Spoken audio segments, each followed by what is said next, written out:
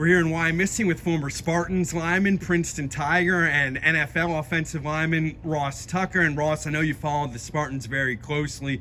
Considering they lost 7 All-State players from the year before, how surprised were you that they got back to the state championship game this past season? Yeah, I was pretty surprised. I never put anything past them, but as you know, I watch and follow them very closely. It's a fun thing for me, especially Friday nights in hotel rooms when I'm getting ready to do a college game.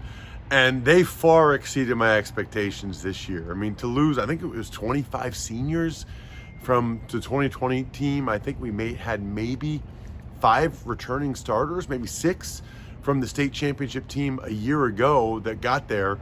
And to beat Southern Columbia by 20 points, to win the district again, to get to the state championship again, it was really, really impressive. What is it about Bob Wolfram that he continues to have so much success year after year after year, decade after decade after decade? Well, he's an awesome coach. I think that's been well documented. I think maybe what hasn't been as well documented is just his staff, and how much they care. Tommy Baldwin and Coach Outland and Coach Siggins and Coach O'Neill. I mean, I could go on and on. Coach Ferrandino. He's had the same staff for a long time. They all put a lot of time into it. They care greatly, and it's very clear when you watch them play that those kids are very well prepared for that game. If there's one position you know something about, it's offensive line. What do you think about big Javen Williams? By the way, Paul, I know a lot about a lot of positions, by the way. But quarterback? No, I will say this for Javen. I'm so happy for him, man. I don't know if I even told you this, but he emailed rosstucker.com last spring. I don't know, maybe April or May, and said he had an interest in playing college football. So I thought, wow, okay. He didn't get my number from one of the coaches. He literally emailed the stock email address at rosstucker.com. I spoke to him. I watched his video. I told him he had tremendous potential, but he had kind of a long way to go, and he got there. And I'm so impressed with him as a kid, as a person, the way he handles himself. He is a big reason why so many coaches are so excited about him, is just the type of kid he is. He's so respectful. He's so appreciative. He's the type of kid that you like to help. Almost a gentle giant, And oh yeah, I enjoy interviewing him. Yeah. When you talk to him, you don't realize that's a Power 5 type of kid.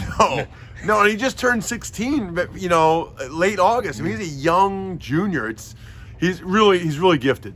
So, on a little bit of a more serious note, the PIAA notified some schools in December that they would be moving up in classification, and Wyomissing was one that could potentially go up from 3A to 4A. They still have the ability to appeal. What are your thoughts on that process? Yeah, I think the appeal will take place over the next couple of weeks from what I've heard. And I guess the first thing I would tell you is no matter what classification Wyomissing is, they'll be ready to play. I mean, we like playing good opponents.